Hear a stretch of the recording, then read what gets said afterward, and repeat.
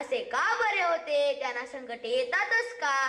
त्याचे उत्तर असे आहे की परमात्माचा मार्गच अत्यंत दुष्कर आणि कठीण आहे. म्हणून तुकाराम महाराज म्हणतात, रात्रंदिन आम्हा युगाचा प्रसंग, रात्रंदिन आम्हा युगाचा प्रसंग, अंतर्बाह्य जग आणि मन. खरा भक्त जो असतो तो भगवंताला कधीच सोडत नाही. तुटो हे शरीर, फुटो हे मस्तक, नामाचा गजर सोडू नये. न मिळो खावया, न वाढो संतान, परी हा नारायण कृपा करू. अशी त्याची प्रखर निष्ठा असते. आलेली प्रत्येक आपत्ती वा संकटे ही माझी कसोटी पाहण्यासाठीच आलेली आहेत. माझा सामर्थ्य संपन्न श्रीराम माझा पाठीराखा आहे.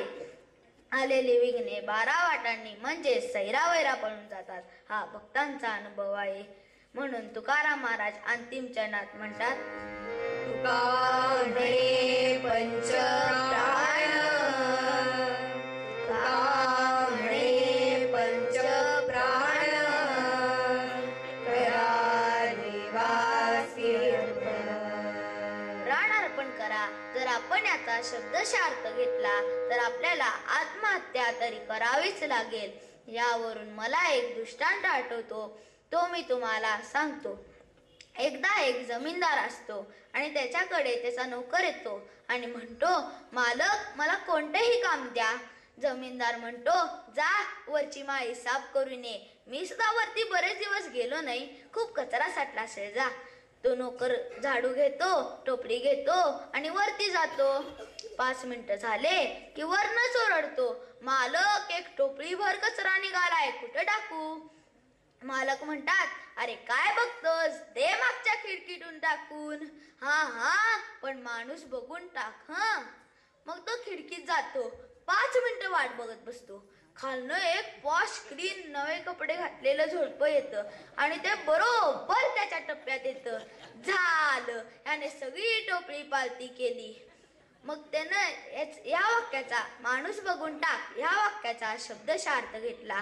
जर आपण कुठल्याही वाक्याचा शब्दशः अर्थ घेतला तर असे घोटाळे होतच राहणार. तुका म्हणे पंच प्राण करा देवासी अर्पण. प्राण अर्पण करा याचा शब्दशः अर्थ न घेता आपण जेवढे प्रेम स्वतःवर म्हणजे स्वतःच्या प्राणांवर करतो तेवढे प्रेम त्याच्यावर करा. माझे असणे वा नसणे हे माझ्या प्राणांवरच अवलंबून आहे. माझी सर्व ऊर्जा शक्ती ही सुद्धा माझ्या प्राणांवरच अवलंबून आहे. मग सर्वांचाही प्राण असणारा परमात्मा जर आपल्याला सर्व बाजूंनी सांभाळत असेल तर आपण त्याला काय देतो याचा आपण कधी विचार केला आहे का? आणि देऊन देऊन तरी आम्ही त्याला काय देणार? म्हणून तुकाराम महाराज म्हणतात, तुम्ही जेवढे प्रेम स्वतःच्या प्राणांवर करता तेवढे प्रेम त्याच्यावर करा. असे प्रेम करा, असे प्रेम केले जाते की तो आपल्या दासाची कधीच अपेक्षा करीत नाही, कधीच उपेक्षा करीत नाही.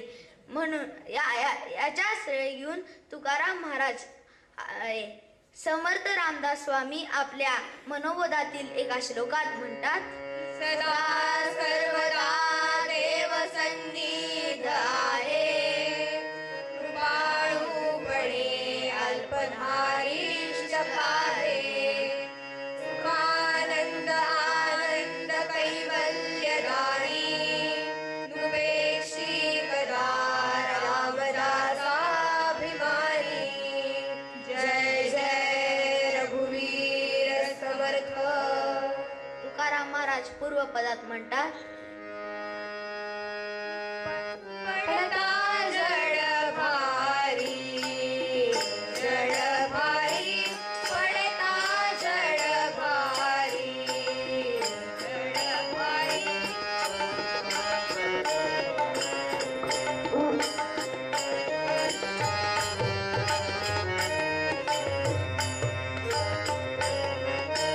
पडता जड भारी,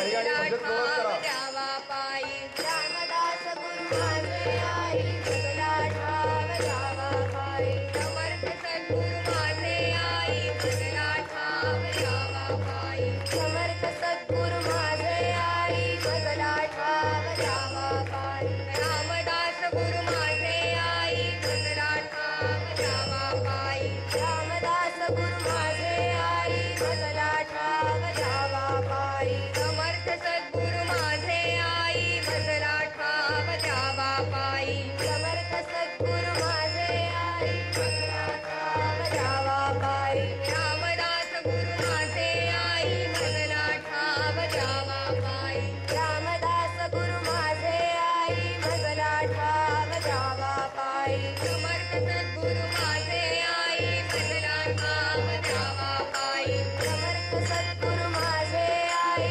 भजला ठाव द्यावा पायी रामदास गुरु माझे आई भजला ठाव द्यावा पायी रामदास गुरु माझे आई भजला ठाव द्यावा पायी समर्थ सद्गुरु माझे आई भजला ठाव द्यावा पायी समर्थ सद्गुरु माझे आई भजला ठाव द्यावा पायी रामदास गुरु माझे आई भजला ठाव द्यावा पायी रामदास गुरु माझे आई भजला ठाव द्यावा पायी समर्थ सद्गुरु माझे आई भजला ठाव द्यावा पायी रामदास गुरु माझे आई भजला ठाव द्यावा पायी समर्थ सद्गुरु माझे आई भजला ठाव द्यावा पायी राजाधिराज रामचंद्र महाराज की जय महारुद्र हनुमान की जय राष्ट्रगुरु समर्थ रामदास स्वामी महाराज की जय जय जय रघुवीर समर्थ.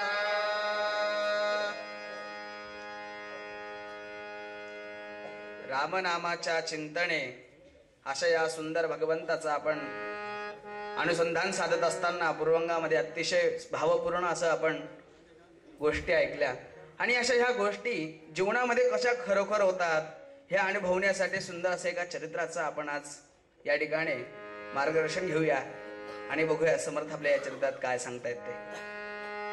ऐका श्रोते सावध चित्ते श्री गुरुची अद्भुत लीला ऐका श्रोते सावध चित्ते श्री गुरुची अद्भुत लीला म्हणती जारा मानव देही मारुती जगी अवतरला म्हणती जारा मानव देही मारुती जगी अवतरला शुका सारखे विरक्त योगी ज्ञानवसिष्ठा समजांचे शुका सारखे विरक्त योगी ज्ञानवसिष्ठा समजांचे कवी वाल्मिकी समरसले हो काव्य असे जे प्रतिभेचे कवी वाल्मिकी समरसले हो काव्य असे जे प्रतिभेचे फिरता फिरता सवे घेऊनी मधुकरा पुला शिष्य भला फिरता फिरता सवे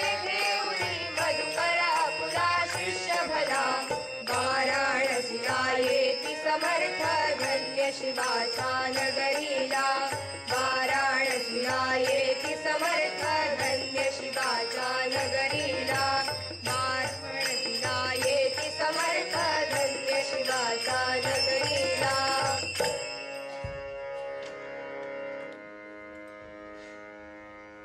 जगदोद्धारासाठी समर्थ भ्रमंती करतायत आणि असेच भ्रमंती करता करता करता श्री क्षेत्र वाराणसीकडे समर्थ निघाले. श्रोते हो, समर्थांचा प्रवास पूर्णपणे पायी असे बरं का.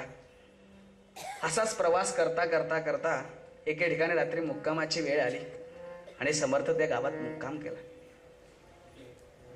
जवळ बाजूला ओढा वाहत होता, त्या ठिकाणी जवळ पाण्याची व्यवस्था म्हणून तिथेच मुक्काम केला.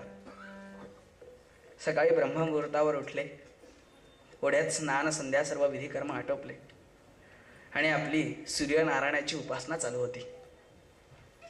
आणि ही उपासना चालू असतानाच एक ब्राह्मण पिता पुत्राचा जोडा तिकडे आला आणि यांची ही भव्य शरीर यष्टी पाहून अतिशय प्रसन्न झाला की हा कोणीतरी तपस्वी महान साधू दिसतोय, याच्या दर्शन आपण घेतलं पाहिजे असं जाणवलं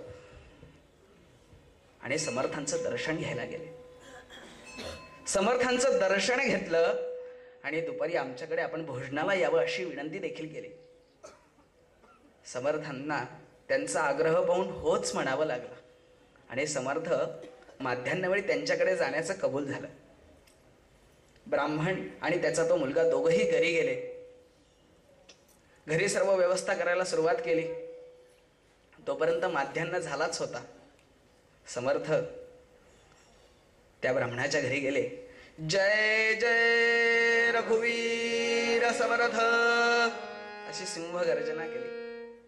ब्राह्मणाच्या लक्षात आलंय स्वामी आले. आल्यानंतर त्यांची पाद्यपूजा वगैरे सर्व यथासांग षोडोपचार पूजा केली. अतिशय अत्यानंद वातावरण पसरलेलं होतं. जेवणाची तयारी झाली. पान वाढलं आणि समर्थ भोजनाला बसले. भोजन वगैरे सर्व आटोपलं. समर्थ निघणार इतक्यात त्यांच्या त्या अवघ्या 12 वर्षाच्या त्या मुलानं समर्थांना हा अनुग्रह द्यावा अशी विनंती केली. त्यावेळेस समर्थांनी त्याला अनुग्रह दिला. त्या मुलाचं नाव काय होतं श्रोते हो, तर त्या मुलाचं नाव मधुकर होतं. आणि असा हा मधुकर समर्थांना त्याने विनंती केली, महाराज मला देखील आपल्यासोबत यायची इच्छा आहे, मला घेऊन चला. आई वडिलांच्या आज्ञेने समर्थ मधुकर आज घेऊन निघालेत. मजल दर मजल करत प्रवास चाललाय आणि असा प्रवास करता करता श्रीक्षेत्र वाराणसीमध्ये देखील येऊन पोहोचले. त्यावेळेस देखील संध्याकाळच झाली होती आणि आता बघतायत की आज निवासाची व्यवस्था कुठे, मुक्कामाची व्यवस्था कुठे, तर समोर त्यांना एक निर्जन धर्मशाळा दिसली हो. त्या धर्मशाळेत दोघांनी मुक्काम करायचा ठरवला. जरा अस्वच्छता होती म्हणून जागा थोडी साफसूफ केली आणि त्या ठिकाणी आपला बाळ विस्तार लावला. उर्वरित संध्याकाळ आनंदात घालवली. रात्री झोपी गेले. सकाळी ब्रह्ममुहूर्तावर, जो तुमचा आमचा ब्रह्ममुहूर्त नव्हे तो समर्थांचा ब्रह्ममुहूर्त, 3:30 वाजता उठले. पुण्य पावन अशा गंगा मैयाकडे चाललेत. श्रोते हो, लक्षात घ्या, गंगा मैयामध्ये आपण गेल्यावर आपल्या पापांची मुक्ती होऊन जाते. पण मैयाचे पाप कधी धुतले जातील हो? तिला फार अशी वाट पाहत होती की कोणीतरी संत माझ्यामध्ये येईल आणि माझी सगळे पाप धुवून जातील. आणि योगायोग असा समर्थ त्या ठिकाणी पोहोचले. अहो, मैयाच्या डोळ्यातून देखील आनंदाश्रू, ते आनंदाश्रू कसे तर खळखळ खळखळ खळखळ असा आवाज येऊ लागला. आणि समर्थ त्या ठिकाणी नदीमध्ये मैयाचं स्नान करू लागले. स्नान झाली, संध्या झाली, आपली पुन्हा नैमित्तिक उपासना झाली. आणि हे सगळं होईपर्यंत थोडंसं सकाळ झाल्यासारखं जाणवलं. समर्थ आणि मधुकर दोघेही श्री क्षेत्र वाराणसीमधील काशी विश्वेश्वराच्या दर्शनाला निघालेत. आणि ह्या विश्वेश्वराजवळ जाऊन आपल्या जगदोद्धाराची आणि राष्ट्रोद्धाराची प्रार्थना करत होते समर्थ आणि म्हणू लागले, नमो पार्वतीशा नमो नंदिकेशा, नमो पार्वतीशा नमो नंदिकेशा, नमो कार्तिका भालचंद्रा गणेशा, नमो कार्तिका भालचंद्रा गणेशा, नमो आदिनाथा, नमो विश्वनाथा, नमो आदिनाथा, नमो विश्वनाथा, नमो रामदासा स्वरूपी समर्थ, नमो रामदासा स्वरूपी समर्थ, नमो पार्वतीशा, नमो पार्वतीशा, नमो पार्वतीशा, नमः पार्वतीपते हर महादेव. अशी भगवंताजवळ विश्वकल्याणाची प्रार्थना केल्यानंतर समर्थ आणि मधुकर दोघेही पुन्हा धर्मशाळेत आले. धर्मशाळेत आल्यानंतर पुन्हा माध्यान्हाची वेळ झाली. समर्थ मधुकरास म्हणाले, अरे मधुकरा, माध्यान्हाची वेळ झाली, रामरायाच्या नैवेद्याची वेळ झाली, भिक्षेत जायला हवे रे, भिक्षेला जाशील ना रे? मधुकर अपसुकपणे हो म्हटला. हो, समर्थांनी त्याला आपल्या रामदासी संप्रदायाचा पोशाख चढवला. काय पोशाख होता श्रोते हो? तर सुंदर असं वर्णन समर्थ आपल्याला सांगतात. काय श्लोक होता? कंठी माळ तशी कटे सबिलसे, ती मेखला हुरमुजे, फेटा मस्तके गंध भाळी झळके, शक्ती हे पडी तजे, चिपळी मंजिरी वाम सव्य करी हे, झोळी हे स्कंदावरे, द्वारे गरजत श्लोक पावन मुखे, निर्भीडती वैखरी, जय जय रघुवीर समर्थ. काय पोषक होता श्रोते हो? कंठी माळ तशी कटे सबिलसे, ती मेखला हुरमुजे. गळ्यात एक माळ, तुळशीची माळ घातली आहे, हुरमुजी रंगाची मेखला चढवलेली आहे.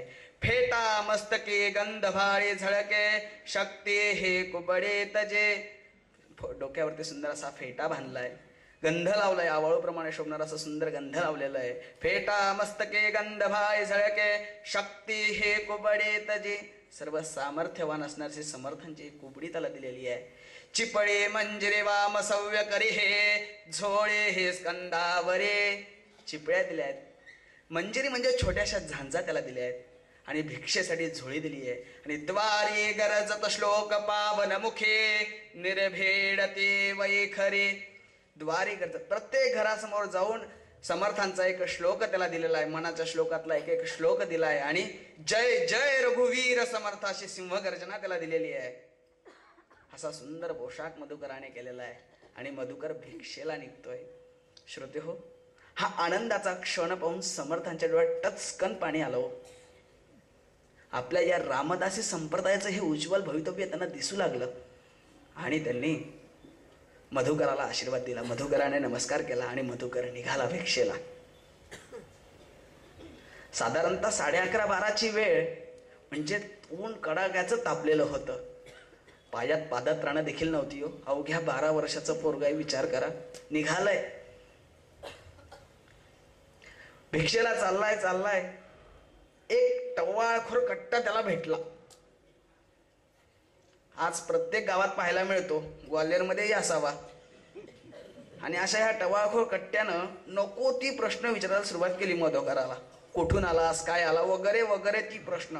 अहो, ते म्हणतात ना, ज्याच्या गावी केली वस्ती तेथे न दाखवावी मस्ती. या नायानं त्या मधुकराने सगळ्या प्रश्नांची उत्तरं निमूटपणे दिली हो. आणि हे बारकं लहानसं पोरग पाहून त्याची काहीतरी मजाक करावी या उद्देशानं त्यांच्यातल्या एकानं सांगितलं, हे बघ बाळा, समोर जो चिरेबंदी वाडा दिसतोय ना, त्या वाड्यात जा. त्या वाड्यात जर तू गेला ना, तुला 8 दिवस भिक्षा मागायची ददातच पडणार नाही, एवढी भिक्षा मिळेल, जा. लहान पोरगाव हे एवढे, हे मधुकराचे, हे त्यांचे एवढे खोट्या आपुलकीचे शब्द मधुकराला फार प्रेमाचे आणि महत्वाचे वाटू लागले. त्यांच्या सांगण्यावरनं तो धावत धावत त्या वाड्याकडे गेला, आणि वाड्यासमोर जाऊन उभा राहिला. श्रोते हो,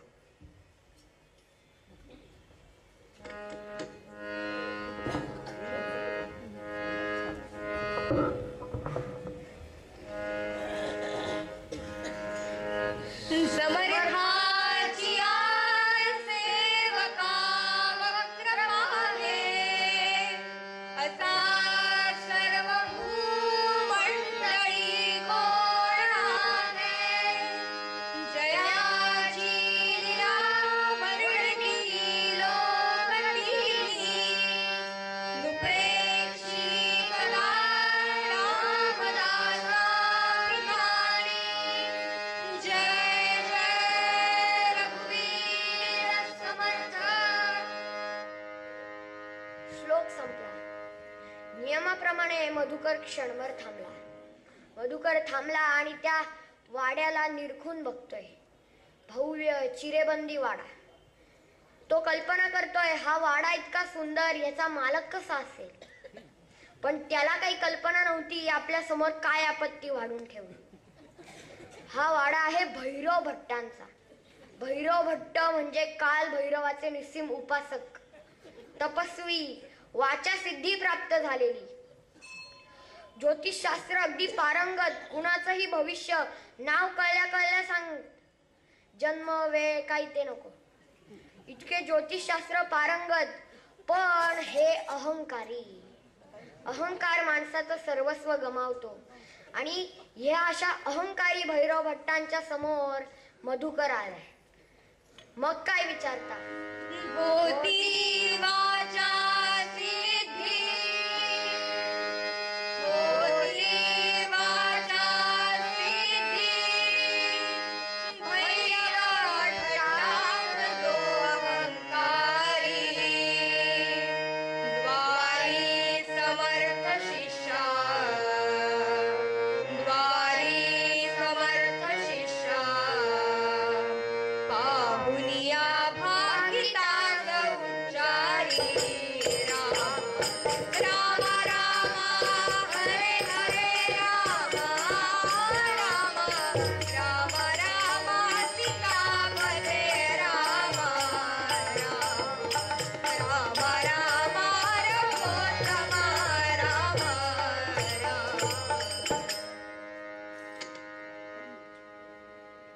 हे मधुकराने म्हटलेले श्लोक भैरव भट्टांच्या कानावर पडले. ते जसे भैरव भट्टांच्या कानावर पडले तसा त्यांच्या चेहऱ्यावरचा रंगच बदलला. काल भैरवाची पूजा करून प्रसन्न असणारा त्यांचा चेहरा त्यांच्या चेहऱ्याच्या कपाळावर आता आठ्यास पडले आणि जणू ते कडाडलेच. कोण आलाय रे तो दारावर? या भैरव भट्टाच्या समोर म्हणे समर्थाच्या सेवका वक्र पाय. बघतोस त्याला, बोलवा त्याला. आणि त्याच्या त्या वाड्यातला एक सेवक मधुकराला बोलवायला आला. मधुकर त्याच्या सोबत अंगणात येऊन उभा राहिला आणि बघतो तर काय, हा भैरव भट्ट रागाने आपल्या अडकित्याने सुपारी कात्रत त्याच्या ओसरीवरती येरझारा घालत होता. त्याच्या सुपारी कातरण्याचा कर कर आवाज आणि त्याच्या दाथोट खाण्याचा कर कर आवाज याची जणू जुगलबंदीच चालली होती. असा हा भैरव भट्ट किडकिडीत देहयष्टी रागाने थरथर कापत होती. त्याचा गोरापान तेजस्वी वर्ण तांबूस लाल झालेला आणि मध्येच थांबून मधुकराकडे खाऊ का घेऊ या नजरेने पाहत. यांचं वर्णन एका श्लोकात केलं आहे. आधीच मरकट तशात ही मद्य प्याला, तेथेच त्या समग वृश्चिक दंश झाला, बाधा पिशाच त्यातची होय त्याला, होतील काय बहुचित्र विचित्र लीला. एखादा आधीच माकड आहे म्हणजे आधीच आमचे चाळे काही कमी नाही. त्याच्यात त्याने मद्य पिलंय म्हणजे अजून, आणि हे पुरे नव्हतं म्हणून त्याला विंचूही चावलाय. आता असं एखादं माकड, आधीच माकड, त्याच्यात मद्य पिलं, त्याच्यात विंचू चावला आणि या सर्वांवर कडी म्हणून त्याच्या मानगुटीवर भूत येऊन बसलंय. आता असं जे माकड असेल त्याच्याकडनं काय लीला होती? तशाच लीला मधुकराच्या होत्या, तशाच लीला भैरव भट्टाच्या होत्या. आणि मधुकर अंगणात येऊन उभा राहिलाय आणि भैरव भट्टांचं चिन्हही स्वाभाविकच होतं. या एवढ्याशा टिचभर पोरानं त्यांच्या विद्वत्तेच्या अहंकाराला ललकारलं होतं. ते थोडी शांत बसणार. शेवटी त्यांच्या क्रोधाला वाचा फुटली आणि ज्वालामुखी फुटावा तसे शब्द त्यांच्या मुखातनं बाहेर आले. काय रे, तू हा जो श्लोक म्हटलास त्याचा अर्थ कळतो का तुला? भैरव मधुकरही तितक्याच ठामपणाने म्हणाला, हो तर अर्थ कळतो आणि त्यावर विश्वास आहे म्हणून तर हा श्लोक तुमच्या समोर म्हटलं. तुम्हाला सांगू का त्याचा अर्थ? त्याचा अर्थ असा आहे की जो कोणी समर्थांचा शिष्य आहे, जो कोणी समर्थांचा शिष्य आहे त्याच्याकडे वाकड्या नजरेने बघण्याची हिंमत या त्रिभुवनात कुणाची नाही. असं म्हणता क्षणी त्याचा हात चुकून भैरव शास्त्रींकडे गेला. त्याला वाटलं आता यांनी आपल्याला अर्थ विचारला, आता चांगलीच भिक्षा देतील, भलतेच खुश झाले हे आपल्यावर. पण त्याच्या या शब्दांमुळे आगीत तेलच ओतलं गेलं. आधी तांबूस लाल असणारा त्यांचा वर्ण आता अजून लाल व्हायला लागला. ते तर चालत आपल्या गादीकडे गेले. पांढऱ्या शुभ्र गादीवर जाऊन बसले. अडकित्ता बाजूला सारला. त्यांची सुपारी, कुटलेली सुपारी हातात घेतली आणि ती तोंडात टाकत मधुकराला कुचकट स्वरात विचारले, काय रे, नाव काय म्हणलास बा तुझे? मधुकर म्हणाला, माझे नाव मधुकर, समर्थ रामदास स्वामींचा शिष्य आहे मी. आणि एवढं ऐकल्यावर त्यांची हालचाल सुरू झाली. आपले लेखन साहित्य पुढे ओढले, लेखणी शाईत बुडवली, कागद घेतला आणि कसला तरी चौकोन मांडून त्याची कुंडली मांडू लागली.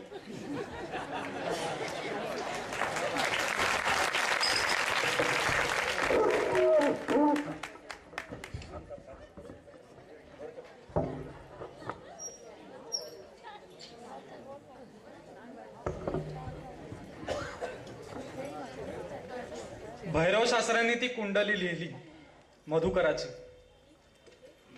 मधुकर उभा आहे, मोठ्या आशेने उभा आहे. त्याला वाटतंय की आता आपल्याला भिक्षा मिळणार आहे. झोळी पसरली आहे. भैरव भट्टाने ती कुंडली लिहिली, त्याची एक गुंडाळी केली आणि ती गुंडाळी त्याच्या झोळीत टाकली. मधुकर म्हणाला, त्याला क्षणभर असं वाटलं की यांनी काय आपल्या सगळ्या वाड्याची, सगळी मालमत्तेची काय प्रॉपर्टीज लिहून आपल्या नावे केली का काय. पण तसं नाही. मधुकराने विचारलं, शास्त्री बुवा हे काय आहे? काय आहे? तुझं भाकीत, तुझं मरण. उद्या माझ्यानी मरण तुझे खास, उद्या माझ्यानी मरण तुझे खास. सांग जाऊन तू गुरु समर्थास, सांग जाऊन तू गुरु समर्थास. करी रक्षण प्राणास सर्व काळ, करी रक्षण प्राणास सर्व काळ.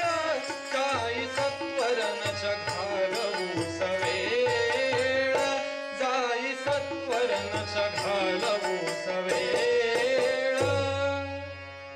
उद्या माध्यानीच्या आत तुझं मरण नक्की आहे. हे ऐकलं मात्र मधुकराच्या पायातलं अवसानच गळालं. 11-12 वर्षांचा तो मुलगा, त्याला सांगितलं जातं उद्या तुझं मरण आहे. काय वाटेल त्याला? हातापायातलं अवसान गळालं, खाली बसला. भैरव शास्त्री परत म्हणाले, खाली काय बसतो, सूट, निघ लवकर, वेळ कमी आहे तुझ्याकडे. असा म्हणून आपला कटाक्ष त्यांच्या सेवकांकडे टाकला. त्यांचा सेवकही तसेच उद्दाम आणि उर्मट. त्यांनी मधुकराला उचलला आणि दाराबाहेर देऊन ठेवला. मधुकराला कळेच नाही काय चाललं आपल्या बरोबर. पुरतं अवसान गळालं होतं. कसं बस धीर गोळा केला आणि तसाच धर्मशाळेच्या बाजूने रखडत रखडत निघाला. वाटेत ते टोळकं उभंच होतं. त्याच टोळक्यातल्या एका टाळक्याने त्याला बोलवलं, म्हणलं इकडे. काय झालं? मिळाली भिक्षा? अहो कसली भिक्षा, शिक्षा झाली बघा. असं म्हणून मधुकरांनी घडलेला सगळा प्रसंग त्यांना सांगितला. हे ऐकल्यावर ते म्हणाले, अरे वेड्या, तरी आम्ही तुला सांगितलं होतंस की त्यांना प्रसन्न करून घे म्हणून. चांगला कुठलासा एखादं उडत्या चालीतलं गाणं म्हणायचं, त्यांना खुश करायचं. हा भलताच श्लोक तू म्हणलास. आधीच भैरव भट्ट, महातापट, संभाळ बाबा. आणि हा त्यांनी सांगितलेल्या भविष्याचा आतापर्यंत एकदाही शब्द खोटा ठरलेला नाही. अवघड आहे बाबा आता तुझं, संभाळ बघ. हे त्यांचं बोलणं ऐकलं आणि त्याचं उरलं सुरलं अवसानही केलं. धर्मशाळेच्या कडे निघताना त्याला सणकून चटका भरेस तोर ताप भरला. धर्मशाळेत पोहोचला. समर्थ दिसताच त्यांच्या अंगावर धाडकन कोसळला आणि रडत सांगायला लागला, हिव भरले तव कापे थर थर सत्वर येऊनी सांगे.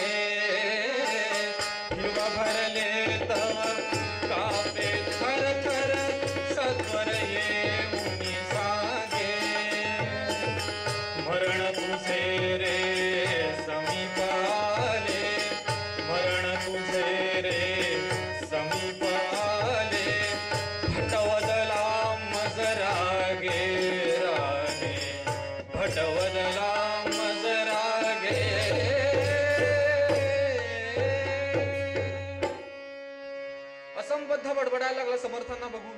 माझं मरण, माझा मृत्यू, मी आता उद्या माध्यानीच्या आत काही जगत नाही. मला आईची आठवण येते, मला बाबांची आठवण येते. समर्थांनी त्याला शांत केलं. इकडे ये म्हणाल. झोळीत हात घातला, बघितलं काहीतरी गुंडाळी होती, काढली कुंडली. कोणाची? मधुकराचीच दिसली. वाचली. समर्थांनाही कळलं काय आहे. समर्थांनी ती कुंडली घेतली, बघितलं आणि एवढेच म्हणणार, शास्त्री बुवा, हे बरे नाही केले, हे बरे नाही केले. असं म्हणून मधुकराला जवळ घेतलं, आपल्या मांडीवर बसवलं आणि गार पाण्याच्या घड्या समर्थ स्वतःच्या हाताने त्याच्या कपाळावर, डोक्यावरती ठेवायला लागले. त्याची शुश्रूषा करायला लागले. मधुकराचं सुरूच आहे, माझं मरण आहे, माझं मरण आहे, मला जायचंय, मला जायचंय. समर्थ म्हणाले, अरे वेड्या, इथे काशीत लोक मरायला येतात, आणायचे आलाच आहेस आणि परत घरी जायचं म्हणतोस, तर तुझं घर जवळ थोडीच आहे. किती लांब आहे तुझं घर, कसं जाणार? आणि वाटेतच काय झालं म्हणजे, असं समर्थ त्याला समजावतायत, धीर देतायत. समर्थांच्या झोळीत थोड्याफार कण्या शिल्लक होत्या, त्याच त्यांनी शिजवल्या. त्याचा नैवेद्य रामरायाला अर्पण केला आणि मधुकर नको नको म्हणतोय तरी त्याला जेवायला घातलं. समर्थांना औषधाचीही चांगली माहिती होती. एक एक मात्रा उगाळून समर्थ मधुकराला देत आहेत. करता करता करता रात्र झाली. रात्रीचा पहिला प्रहर संपला. समर्थ मधुकराच्या उशाशी बसू नये, त्याच्या डोक्यावरच्या घड्या बदलतायत, त्याला धीर देत आहेत. मुखानं रामनामाचा अखंड जप सुरू आहे. रात्रीचा पहिला प्रहर संपला, दुसरा संपला, तिसरा संपला. करता करता पहाट झाली. स्नानाची वेळ झाली. मधुकराला उठवलं. मधुकर टोणकन उठला. ताप केव्हाच पळाला होता. समर्थांनी शुश्रूषा केली होती, सेवा केली होती. समर्थ त्याला म्हणाले, मधुकरा चल आता, स्नानाची वेळ झाली आहे. मधुकर म्हणला, अहो कसलं स्नान, कसली आंघोळ, आता मला मरायचंय. समर्थ म्हणले, अरे पारोशानी कशाला मरतोस, निदान आंघोळ करून तरी मर. म्हणून समर्थांनी त्याला मांडीवर बसून आंघोळ घातली. काय भाग्य त्या मधुकराचं बघा. स्नान झालं. रामरायाची काकड आरती झाली. समर्थांनी आता मधुकराला जवळ बोलावलं. त्याला म्हणाले, हे बघ मधुकरा, रात्रभर मी तुझी सेवा करून करून थकलोय. माझ्या पाठीला रग लागली, मला विश्रांतीची गरज आहे. आता मी झोपतो आणि तू माझ्या पायाशी पाय दाबत बसायचंस. पण खबरदार, आपली जागा सोडायची नाही. कुणीही येऊ दे, कुणी कितीही हाका मारू दे, काहीही होऊ दे, आपली जागा सोडायची नाही, लक्षात ठेव. म्हणून समर्थांनी घोंगडी अंथरली, स्वतःच त्याच्यावर निजले. मधुकराला जवळ घेतलं, त्याचे पाय आपल्या हातावर ठेवले आणि त्याचे हात आपल्या पायावरती ठेवले आणि सांगितलं, हे बघ, माझे पाय सोडायचे नाही, जागा सोडायची नाही. सब बचावलं आणि समर्थ झोपी गेले. समर्थ झोपी गेले, घोरायला लागले. तुम्हाला मला वाटल समर्थ झोपले की काय, पण समर्थ झोपतील होय? अहो झोपतील ते समर्थ कसले, समर्थ जागेच आहे. जशी समर्थांनी घोंगडी त्यांच्या चेहऱ्यावरून घेतली तसे दारी यमदूत हजर झाले. वाजली मृत्यू घंटा बाळगो ऐकी तसे, शासली ती मृत्यू घंटा बाळगो ऐकी तसे. श्री गुरूंची चरण कमले घट्ट मग पकडी तसे, श्री गुरूंची चरण कमले घट्ट मग पकडी तसे. येऊनी यमदूत दारी पाश त्यांनी टाकिले, येऊनी यमदूत दारी पाश त्यांनी टाकिले. पाश त्यांचे मधुकराच्या जवळ नाही पोहोचले, पाश त्यांचे मधुकराच्या जवळ नाही पोहोचले, जवळ नाही पोहोचले, जवळ नाही पोहोचले. यमदूतांनी सुरुवात केली त्याचे प्राण खेचून घ्यायला. आपले मृत्यूपाश त्याच्या गळ्यात टाकायचा प्रयत्न केला, पण व्हायचं काय, त्यांचे पाश मधुकराच्या जवळ पोहोचेच ना. 2 बोटं अंतर राहायचं. खूप वेळ प्रयत्न झाला. यमदूत थकले बिचारे, हात दुखून आले, खांदे दुखून आले. बराच वेळ आपले दूत आले का नाहीत हे बघायला त्यांचा बॉस म्हणजे साक्षात यमराज तिथे हजर झाले. यमराज तिथे हजर झाले आणि आपल्या दूतांना बघून म्हणतायत, अरे काय तुम्हाला साधा 11-12 वर्षांचा पोरगा उचलायचा जमत नाही? हा काय यमदूत आहात का? कोण आहात तुम्ही? असं म्हणलं त्यांनी. यमदूत म्हणाले, बघा महाराज, तुम्हाला जमतंय का? तुम्ही प्रयत्न करून बघा. पण बघा, मागच्या वेळेस त्या मार्कंडेयच्या प्रकरणात तुमचीच खुर्ची जायची वेळ झाली. तसं नको व्हायला म्हणजे बघा. असं म्हणून यमराजांनी प्रयत्न सुरुवात केले. काय केलं? बहीण बंधू माय बापे घेऊनी रूपे किती. बहीण बंधू माय बापे घेऊनी रूपे किती. आज घालून जवळी त्याला आपुल्या बोलाविती. साज घालून जवळी त्याला आपुल्या बोलाविती. कालगोनी धरणी केली वृष्टी तेथे महा. कालगोनी दृष्टी तेथे महा. कर्ण सोडी तिळभरी तो आपुली जागा पहा. कर्ण सोडी तिळभरी तो आपुली जागा पहा. आपुली जागा पहा. आपुली जागा पहा. यमराजांनी काय केलं? त्याच्या आईचं रूप घेतलं. दारात उभे राहिले आणि म्हणाले, बाळा मधुकरा, मी लांबवर तुला बघायला आली आहे. बरं नाही ना तुला? ये माझ्याजवळ. आईचा आवाज ऐकला. मधुकराला वाटलं असा उठावं आणि आईला मिठी मारावी, पण नाही. समर्थांचा चेहरा डोळ्यासमोर आठवावा. समर्थांचे शब्द कानात घुमावेत. गुरु आज्ञा आठवावी. आणि मधुकर जागचा हल्ला नाही. जागचा हल्ला नाही. यमराजांनी बहिणीचं रूप घेतलं, भावाचं रूप घेतलं, बाबांचं रूप घेतलं, मित्रांचं रूप घेतलं, पण मधुकर काही जागचा हलेत ना. हे बघितलं आणि शेवटी यमराजही थकले. यम थकला श्रमला जो. यम थकला श्रमला जो. टाकून शकला पाश बालका कंठी. टाकून शकला पाश बालका कंठी. गुरुचरणी मिठी जाची. गुरुचरणी मिठी जाची. समर्थ असती सदैव त्या पाठी. खूप प्रयत्न करून झाले, मधुकर काय तिथला हल्ला नाही. अखेरीस यमराज यमदूतांसकट यमलोकी परत गेले.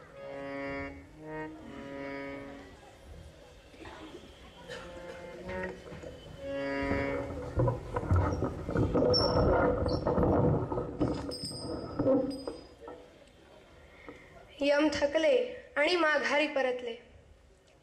जसे यम परतले तसे समर्थांनी त्यांच्या चेहऱ्यावरून घोंगडी बाजूला केली. सुहास्य मुद्रेने मधुकराकडे पाहिलं. थोडेसे आश्चर्याचे भाव आणत ते मधुकराला म्हणाले, अरे तू अजून जिवंत आहेस? माध्यान काळी उघडोनी नयना. स्वामी वदती मधुकरा जाण. तू तर जिंकले समरण. कारण रामदास्य थोर तुझे. ते ठीक आहे, आता उठ आणि भिक्षेला जा. मग मधुकराने कालच्या सारखा पोशाख केला. मधुकर निघाला तेवढ्यात समर्थांनी अडवलं. समर्थ म्हणाले, बाळा कुठे जाशील भिक्षेला? मधुकर म्हणाला, अर्थातच भैरव भट्टांकडेच जाणार. शाबास, पण जरा सांभाळून हो. गुरु माऊली, आता सांभाळायचं ते त्यांनी. माझा सांभाळ करायला तुम्ही समर्थ आहात. फक्त एकच, तुमची घोंगडी मात्र मला माझ्या बरोबर द्या. गुरु राया घोंगडी द्या विमला. गुरु राया घोंगडी द्या विमला.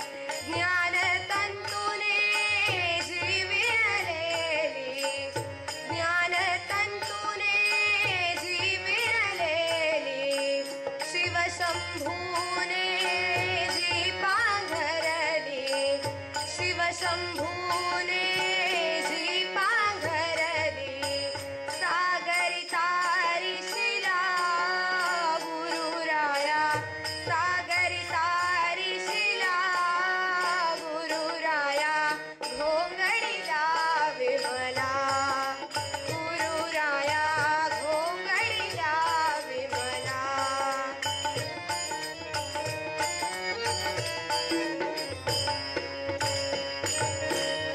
घोंगडी घेऊन कपी उडाला घोंगडी घेऊन कपी उडाला द्रोणागिरी तो सहज आणिला द्रोणागिरी तो सहज आणिला सागर ओलांडून लंकेला सागर ओलांडून लंकेला जाऊनिया आला गुरुराया जाऊनिया आला गुरुराया घोंगडीला विमला गुरुराया घोंगडीला विमला गुरुराया घोंगडीला विमला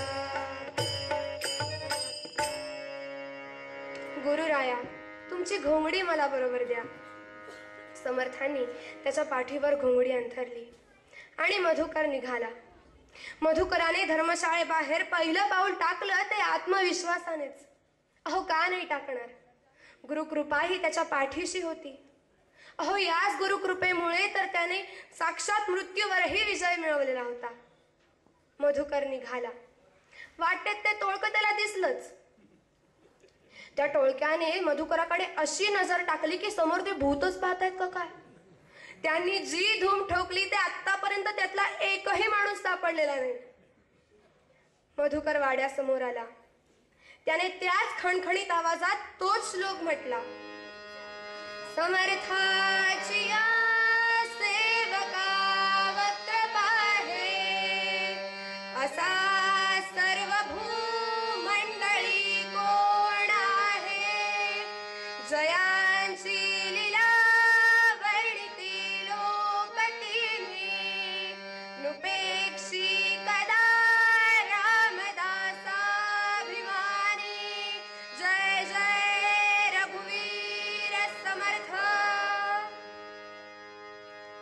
हे शब्द भैरव शास्त्रींच्या कानावर पडले आणि भैरव शास्त्रींसहित वाड्याची वीट थरारली. भैरव शास्त्रींना हा आवाज जरा ओळखीचा वाटला म्हणून ते स्वतः बाहेर आले.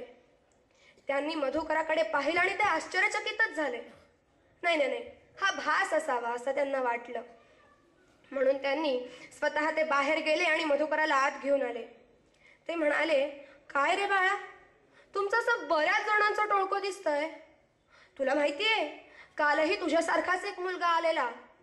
जीवावर उदार होऊन त्याने हाच श्लोक म्हटला. आतापर्यंत त्याला सद्गतीही मिळाली असेल. मधुकर तितक्याच ठामपणे म्हणाला, शास्त्री बुवा, आमच्या सद्गतीची चिंता तुम्ही वाहू नका. त्यासाठी आमचे गुरु समर्थ आहेत. अहो तुमचीच दुर्गती थांबवण्यासाठी त्यांनीच मला इथे पाठवलंय. मीच तो कालचा मधुकर तुमच्या समोर ठामपणे उभा आहे, अगदी जसाच्या तसा. भैरव शास्त्रींनी हे शब्द ऐकले. त्यांच्या पायाखालची जमीनच सरकली. ते तरातरा त्यांच्या गादीपाशी गेले. लेखन साहित्य पुढे ओढलं. टाक दौतीच्या शाईत बुडवला आणि कुंडली मांडायला सुरुवात केली. छे, त्यांना काहीच आठवेना. अहो तुम्हाला माहितीये त्यांनी आतापर्यंत खूप कुंडल्या मांडल्यात. त्यांनी कुंडली मांडायला घेतली की साक्षात ग्रह नक्षत्र तारे त्यांच्यासमोर हात जोडून उभे राहत. पण आज त्यांना काहीच आठवत नव्हतं. त्यांची सगळी स्मृती विस्मरणाच्या डोहात बुडाली. त्यांनी तो कागद फाडला. पुन्हा नवीन कागद घेतला. त्याच्यावर कुंडली मांडायला घेतली, पण नाही, त्यांना काहीही आठवत नव्हतं. त्यांनी तोही कागद फाटला. पुन्हा घेतला. पुन्हा कुंडली मांडायला घेतली, पण नाही, त्यांना काहीही आठवत नव्हतं. ते जसे त्यांचा कागद फाडत होते तसे त्यांच्या चेहऱ्यावरचा अहंकाराचा मुखवटाही टरा टरा फाटून गेला. त्यांनी मधुकराकडे पाहिलं आणि त्याला विचारलं, मधुकरा, कसं केलंस रे तू? असं म्हणत ते मधुकराच्या पुढे आले, त्याच्या पाया पडू लागले. मधुकर म्हणाला, शास्त्री बुवा, हे काय करताय? माझ्या पाया पडू नका, तुम्ही जा आणि माझ्या सद्गुरूंच्या पाया पडा. त्यावर भैरवबुवा म्हणाले, कसे तू चुकविले स्मरण सांग तू धरितो तव चरण. नसे मी असत्य कधी बदलो आज का भविष्य तव चुकलो. तपस्या व्यर्थ कशी गेली अहंता सर्व दूर झाली. कौतुका मधुकर सांगत से विप्रादाती कसे. लीला अद्भुत हो जाती माझ्या सद्गुरूची. जाऊया तया पायी शरण सांग तू धरितो तव चरण. सांग तू धरितो तव चरण. सांग तू धरितो तव चरण.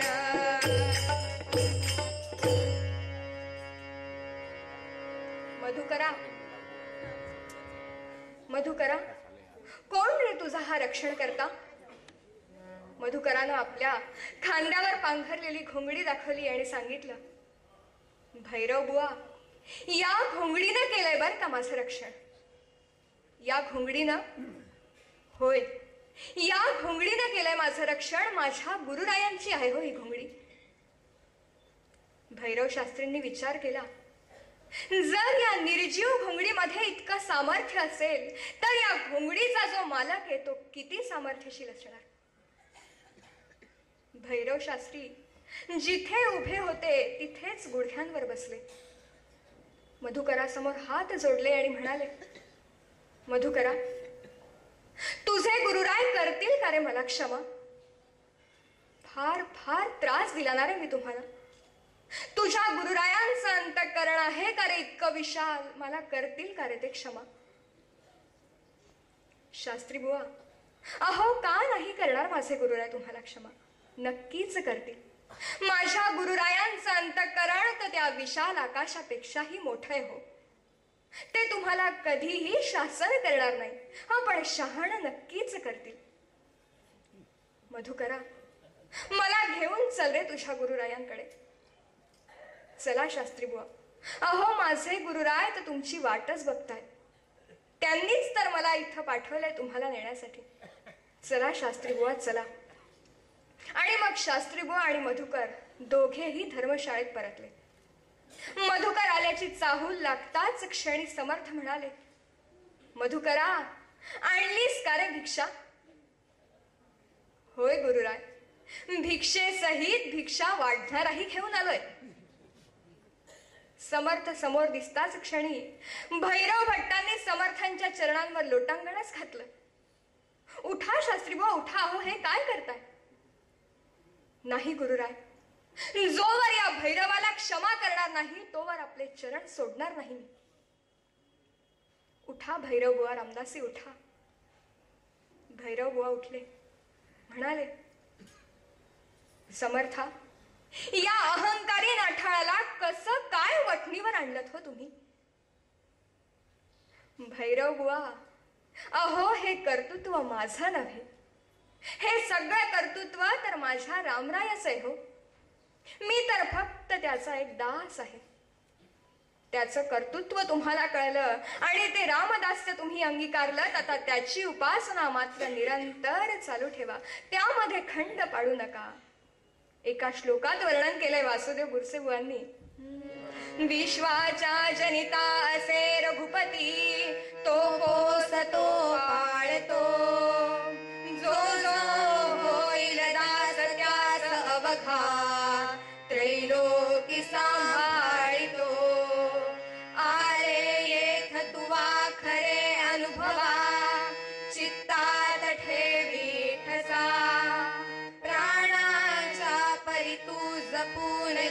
हा पाळीत जाई बसा. जय जय रघुवीर समर्थ. अशा प्रकारे भैरव शास्त्रींच्या बुद्धीला आणि विद्वत्तेला अहंकारी नागानं विळखा घातला होता. यातून भैरव शास्त्रींची सुटका करून आणि त्यातून संकटात सापडलेला आपला बाल शिष्य मधुकर याला समर्थांनी निर्भय केलं. या दोघांनाही संकटातून वाचवलं ते रामनामाच्या अतीव सामर्थ्यानं या दोघांच्याही आयुष्यातलं भयावह संकट समर्थांनी दूर केलं. संत श्रेष्ठ तुकाराम आपल्या मूळ अभंगात त्यांच्या शब्दात आपल्याला हाच तर उपदेश करताय. कोणता उपदेश करताय ऐकूया.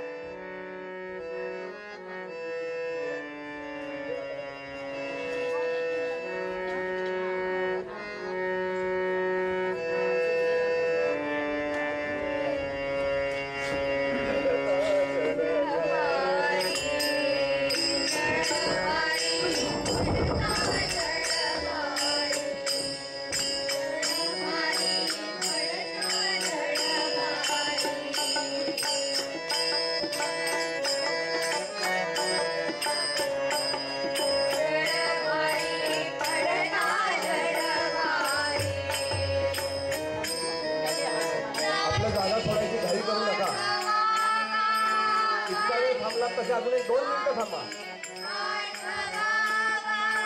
खाली बसा खाली.